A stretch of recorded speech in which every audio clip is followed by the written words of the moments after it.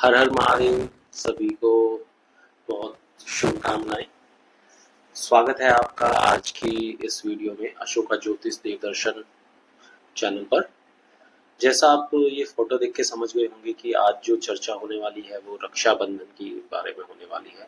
ये हमारे सनातन धर्म में बहुत ही शुभ और बहुत ही पूरे हिंदुस्तान में मनाया जाने वाला त्योहार है, जो भाई बहन के प्रेम के लिए मनाया जाता है। इस दिन बहनें अपने भाई को रक्षा सूत्र, कलावा, राखी बांधती हैं और भाई उनको प्रण देता है कि वह हमेशा अपनी बहन की रक्षा करेगा। लेकिन हर बार जैसा हम देखते हैं कि रक्षाबंधन आता है तो भद्रा काल, भद्रा आ गई, भद्रा आ गई, ये भी एक विषय हमेशा होता है और हमेशा हमें ये टेंशन हो जाती है कि भद्रा कब आएगी अब। तो इससे राखी से पहले वाली ये भद्रा की टेंशन को दूर करने के लिए आज की ये वीडियो बनाई जा रही है। तो चलिए पता करते हैं कि भद्रा कब होती है, कैसे इसे अवॉइड किया जाता है, किस समय इसको त्याज्य माना जाता है और क्या इसका पूरा का पूरा स्वरूप है। दोस्तों, आपको ये तो पता ही होगा कि जो हमारी रक्षाबंधन का त्योहार मनाया जाता है वो हमारा श्रावण मास, सावन की पूर्णमासी को, पूर्णिमा को मनाया जाता है और पूर्णिमा पर हमेशा भद्रा रहती ही रहती है। ये भी एक सत्य है। तो कभी ये ना सोचे कि इस बार आई है अगली बार नहीं आएगी। भद्रा तो पूर्णमासी पर हमेशा रहती ही रहती है। तो अब उससे कैसे बचा जाए, कैसे देखा जाए, वही आज के हम इस वीडियो में बता रहे हैं। तो भद्रा है क्या? सबसे पहले तो यही हम देखते हैं कि भद्रा है क्या। तो भद्रा जो है वो सूर्य देव और उनकी पत्नी छाया, उनकी पुत्री है और शनि देव जी की बहन है। तो जैसा आप सभी को पता है कि शनि देव जी का जो स्वभाव है वो उग्र माना जाता है, क्रूर माना जाता है। तो उनकी बहन का स्वभाव भी उनकी तरह उग्र माना जाता है। तो कोई भी उग्र कार्य करना हो उसके लिए भद्रा को शुभ माना जाता है। कोई लड़ाई झगड़ा करना हो, कोर्ट कचहरी का काम करना हो, तो इस तरीके के काम के लिए भद्रा को शुभ माना जाता है। लेकिन किसी भी शुभ कार्य के लिए भद्रा को शुभ नहीं माना जाता, अशुभ माना जाता है। उस भद्रा काल को त्याज्य माना जाता है कि उस काल में, उस समय में, भद्रा के समय में कोई भी शुभ कार्य नहीं करना चाहिए। और हमारी रक्षाबंधन और होलिका दहन पूर्णमासी के दिन ही आती है। रक्षाबंधन श्रावण मास में आता है और होलिका दहन हमारी फाल्गुन मास में आती है।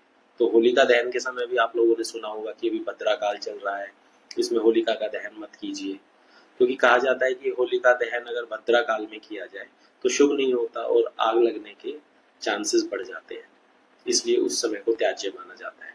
सेम उसी तरीके से रक्षाबंधन पर भी भद्रा काल को अशुभ माना जाता है कि अगर भद्रा काल में कोई बहन अपने भाई को राखी बांधती है तो उसके लिए अशुभ हो सकता है भाई के लिए, इसीलिए इसको मना किया जाता है। भद्रा को विष्टिकरण भी कहा जाता है। एक्चुअल में जो हमारा ज्योतिष शास्त्र है उसमें करण होते हैं। एक तिथि को दो करणों में बांटा जाता है। जैसे एक तिथि अगर 24 घंटे की होती है तो उसको दो करणों में बांट दिया जाता है। तो दो करण माने जाते हैं, एक पूर्वार्ध, एक उत्तरार्ध। तो पूर्वार्ध जो शुरू के अप्रोक्सीमेट 12 घंटे होते हैं, कोई भी तिथि पूरे 24 घंटे की नहीं होती हिंदू पंचांग के अनुसार, उसमें थोड़ी घटत पटत होती रहती है सूर्योदय के समय के हिसाब से, या कोई तिथि का क्षय हो गया, कोई तिथि अधिक हो गई, तो उस हिसाब से उसका समय घटता बढ़ता रहता है। लेकिन उसको पूर्वार्ध और उत्तरार्ध दो करणों में विभाजित कर दिया जाता है। जितना भी समय शेष रहता है उसको दो भागों में बांट दिया जाता है। जो शुरू का समय होता है उसको पूर्वार्ध, जो अंत का समय होता है उसको उत्तरार्ध बोला जाता है। तो जो विष्टिकरण पड़ता है उसको भद्रा काल बोला जाता है। तो आपको जैसे इस स्लाइड में दिख रहा है कि एक तरफ यहाँ पर शुक्ल पक्ष है, एक तरफ यहाँ पर कृष्ण पक्ष है।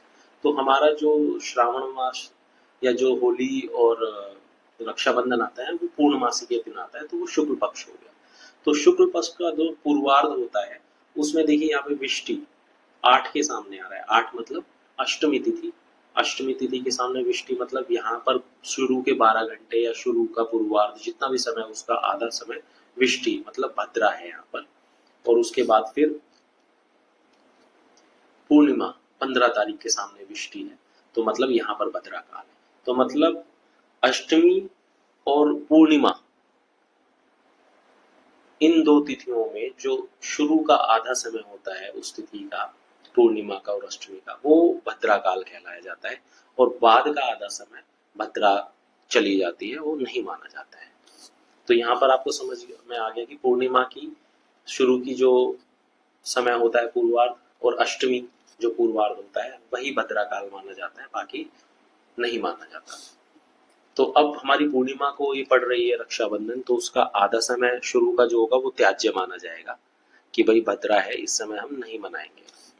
ठीक है, तो इसमें मैं बता चुका हूँ भद्रा कब मानी जाती है। तो यहाँ पर भी जैसे आप देख रहे हैं अष्टमी और 15वीं तिथि पे भद्रा है जो कि पूर्वार्ध में है, तो वो हमें त्यागनी है।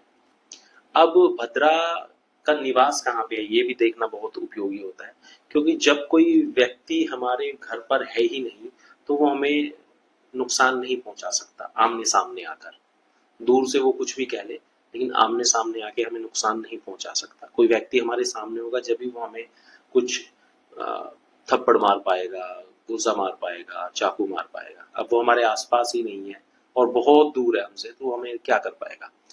उसी तरीके से भद्रा का भी होता है। कहा जाता है कि भद्रा चर है, चलती रहती है भद्रा जो करण है, तो वो कभी स्वर्गलोक में, कभी मृत्युलोक मतलब पृथ्वी पर, और कभी पाताल लोक में जाती है। तो जब वो पृथ्वी लोक पर होती है तब वो हमारे लिए अशुभ मानी जाती है। अगर उसका निवास ही पृथ्वी लोक पर नहीं है, स्वर्ग लोक पर या पाताल लोक पर है, तो हमें अशुभदायी नहीं होती है। तो अब ये कैसे पता करें कि अभी भद्रा का निवास कहाँ पर है या पूर्णमासी के दिन भद्रा का निवास कहाँ पे होगा। तो उसके लिए बड़ा ही सिंपल सा तरीका है कि चंद्रमा को देखें वो किस राशि में है। अगर चंद्रमा कर्क, सिंह, कुंभ और मीन इन 4 राशियों में है तो वो पृथ्वी लोक पर मानी जाएगी भद्रा।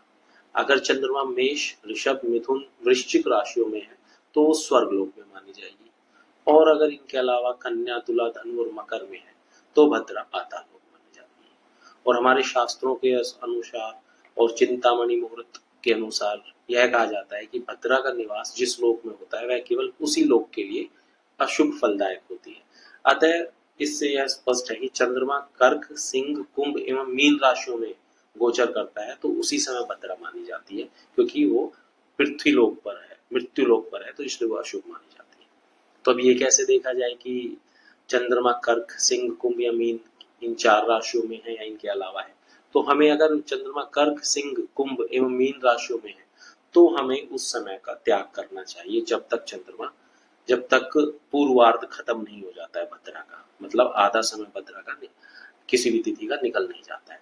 तो इसको कैसे देखा जाएगा, इसको सबसे पहले देखते हैं हम अपना गूगल में आए, यहाँ पे त्रिक पंचांग डाला। जैसे मैंने पहले भी आपको एक बार बताया था, त्रिक पंचांग एक ऑथेंटिकेटेड पंचांग है। इस पे गए, इस पे क्लिक किया। यहाँ पर किसी में भी आए आप, कैलेंडर में या पंचांग में, दैनिक पंचांग पे आए आप। यहाँ पर अब दैनिक पंचांग में हमने यहाँ पे अगस्त का, यहाँ पे आज की जो डेट है वो 4 अगस्त है, लेकिन हम यहाँ 4 अगस्त का नहीं, हमें तो 9 तारीख का देखना है कि 9 तारीख को हमारी पूर्णमासी आ रही है। ये तो आप सभी को पता होगा कि तिथि कौन सी मानी जाती है, सूर्योदय के समय जो तिथि होती है वही मानी जाती है उस दिन की तिथि। तो अगर हम यहाँ पर देखें तो श्रावण मास चल रहा है, शुक्ल पक्ष की पूर्णिमा यहाँ पर दिखा रहा है। और क्यों दिखा रहा है, क्योंकि सूर्योदय जब उदय हुआ है 5:47 AM पर, तो उस दिन पूर्णिमा है। 8 तारीख को अगर मैं देखूं, यहाँ पर 8 क्लिक किया मैंने, 8 पर देखा जाए तो पूर्णिमा मेरी 2:12 PM तक चतुर्दशी है। तो 8 तारीख को दोपहर को 2:13 पे मेरी पूर्णिमा शुरू हो गई है, पूर्णमासी। और 9 तारीख की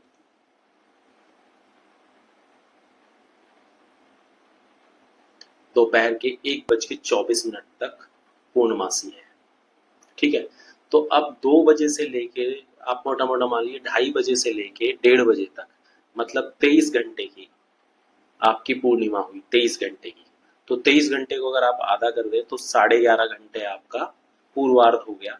तो पूर्वार्ध में आपकी भद्रा है और उत्तरार्ध में भद्रा नहीं है। तो अगर यहाँ पर भी आप देखना चाहें, नीचे यहाँ पे सबसे पहले ये देख लीजिए कि चंद्र राशि, चंद्र मकर राशि में है 9 तारीख को। तो मैंने आपको क्या बताया था, कि चंद्रमा अगर कर्क, सिंह, कुंभ एवं मीन राशियों में गोचर करता है तो मृत्यु लोक में है। और अब है यहाँ पर ये मकर राशि में, चंद्रमा मकर राशि में गोचर कर रहा है। तो मकर राशि हुई आपकी, ये चंद्रमा कन्या, तुला, धनु और मकर राशि में गोचर करता है तो पाताल लोक में। तो भद्रा मतलब पाताल लोक में है, तो अब हमारे लिए कोई खतरा नहीं है, ये हमारे लिए त्याज्य है, हम इसको त्याग सकते हैं, इस काल में भी हम मना सकते हैं। लेकिन अब मैं देखूं कि मेरा 8 अगस्त को पूर्णमासी शुरू हुई थी, 8 अगस्त को पूर्णमासी मेरी शुरू हुई थी 2:12 पे, और 11.5 घंटे मेरे को इसमें और ऐड कर ले तो भद्रा बिल्कुल ही खत्म है, चाहे वो पाताल में हो, चाहे स्वर्ग लोक में हो, चाहे मृत्यु लोक में हो। तो अगर मैं यहाँ पे 2:15 बजे में अगर मैं 11 घंटे और ऐड कर लेता हूँ तो मोटा मोटा हम इसको 2 से स्टार्ट करते हैं। चलो 3, 4, 5, 6, 7, 8, 9, 10, 11, 12, 1, मतलब करीबन ये मेरी 1:45 रात के 9 अगस्त की जो सुबह आएगी, सूर्योदय होगा, उससे पहले ही 2 बजे तक मेरी भद्रा खत्म हो जाएगी। और सूर्योदय हो रहा है मेरा 5:47 सुबह, जबकि वो सूर्योदय 5:47 से पहले जो रात होती है उसमें 2 बजे मेरी भद्रा समाप्त हो चुकी है। मतलब इससे बिल्कुल स्पष्ट हो रहा है कि 5:47 पे जब सूर्योदय होगा, पूर्णमासी शुरू हो, पूर्णमासी मानी जाएगी उस दिन, तो उस समय भद्रा का जो 11.5 घंटे का समय था वो 2 बजे ही खत्म हो चुका है। पिछले 2:15 बजे से लेके आज इस सुबह से पहले वाली जो रात है उसको 2:15 बजे मेरा भद्रा का समाप्त हो गया है। तो मतलब ये जो सूर्योदय है ये अब भद्रा में नहीं है, ये अब मेरा, अगर मैं आपको दिखाऊं,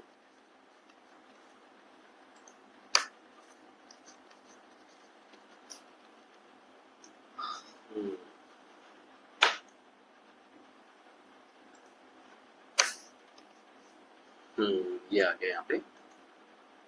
तो अब ये अगर मैं देखूं तो ये बव बव करण में चला जाएगा, तो विष्टि तो मतलब 9 तारीख को आया ही नहीं।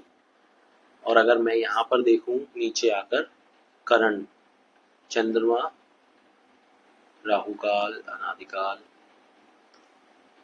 योग, वार, पक्ष, नक्ष, देखिए यहाँ पर देखिए ये रहा करण, करण में आ गया अब यहाँ पे भव, जैसे मैंने आपको दिखाया भव, तो यहाँ पर भद्रा आ ही नहीं। 9 अगस्त को भद्रा सुबह 5:47 जब सूर्योदय हुआ तब भद्रा मेरी थी ही नहीं, उससे पहले ही मेरा भद्रा का जो समय है वो पूरा का पूरा खत्म हो गया। यहाँ पर भव करण स्टार्ट हो चुका है।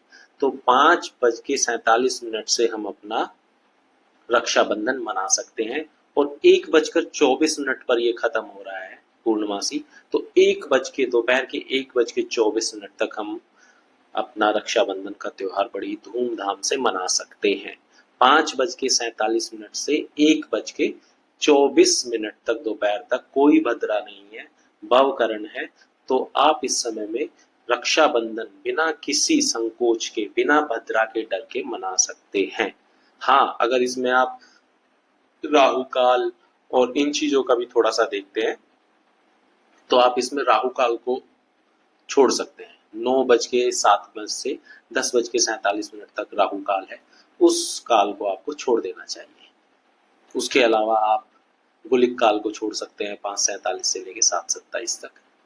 और सबसे अच्छा समय अगर मैं कहूँ तो मैं जो भी समय मानता हूँ सबसे अच्छा, अभिजीत मुहूर्त, उसमें आप कोई भी कार्य कीजिए उसमें आपको जीत ही मिलती है। तो 12 बजे से लेके 12:53 तक का समय बहुत ही शुभ है, अभिजीत मुहूर्त है, कोई भद्रा काल नहीं है, पूरा मुहूर्त है इस बार रक्षाबंधन का।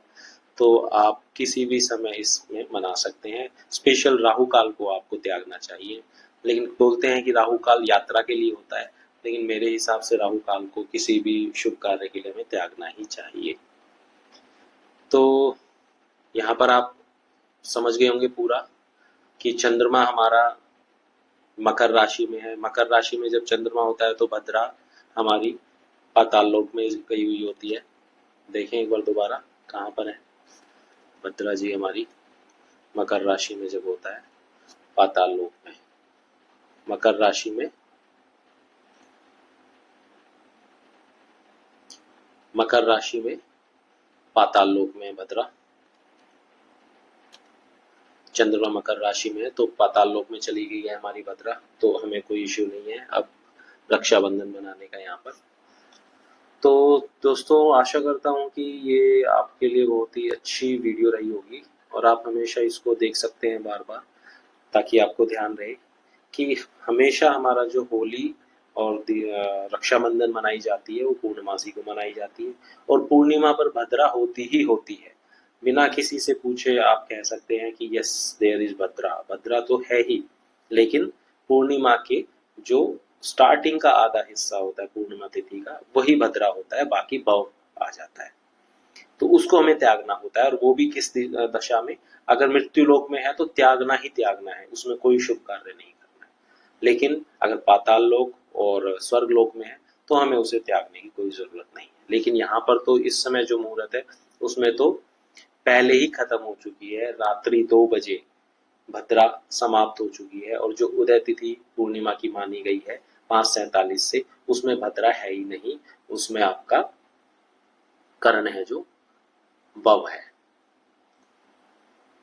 बव कर्ण है। तो ये बहुत अच्छा हो गया कि इस बार ये सीन हो गया अपने साथ। तो खुशी खुशी आप लोग मनाइए अपनी रक्षाबंधन का त्योहार अपने परिवार के साथ, और आशा करता हूँ कि अपने परिवार के साथ साथ जो कोई आसपास आपको नीडी या गरीब दिखे उनकी भी हेल्प कीजिए, ताकि वो भी खुशी खुशी अपना ये त्योहार मना सकें। कुछ नहीं तो कम से कम कुछ मिठाइयों से या कैसे भी आप उनकी हेल्प कर सकते हैं। तो अगर वीडियो आपकी कुछ काम आए और आपको अच्छी लगे तो please like and subscribe. Ashoka ज्योतिष देवदर्शन में आपका इस वीडियो देखने के लिए बहुत धन्यवाद, और देखते हैं आगे कोई और वीडियो बनाते हैं, तब आपको फिर से धन्यवाद करेंगे। तो आज के लिए इतना ही। जय श्री राम, हर हर महादेव।